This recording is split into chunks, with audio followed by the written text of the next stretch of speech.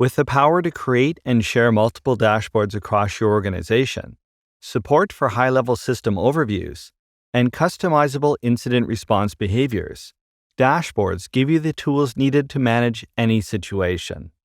At the heart of dashboards are widgets. Widgets can be customized to access frequently used tasks and display your most valuable information in real time. This example Communication Center dashboard includes some of xMatters' most useful widgets.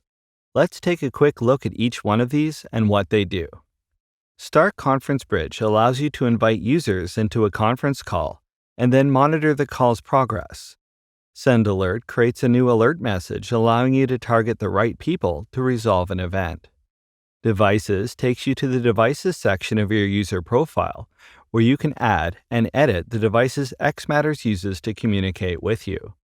My Schedule displays the details of your current on-call status, including how long you're on call for and when your next shift is. The Events widget shows you the current status of active events you have permissions to view. Users allows you to manage your current users and invite additional teammates to join xMatters. The Integrations widget is a shortcut to the integration directory, which helps you connect all of your tools with xMatters. You can move any of these widgets by moving your pointer over the top bar and dragging them around. And if there's space, you can drag the sides to make them larger.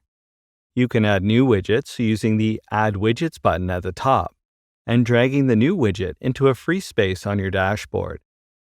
Edit or delete widgets using the gear icon that appears when you move your pointer over the bar at the top of each widget.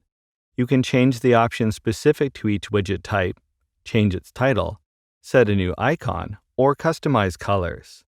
The Options dropdown allows you to rename your dashboard, share it with other users or roles, copy it, or delete it altogether. Use the dashboard menu on the left side to select between your existing dashboards or create a new blank dashboard. If there are more dashboards than you can see in the dropdown, click Show All to see all of your available dashboards.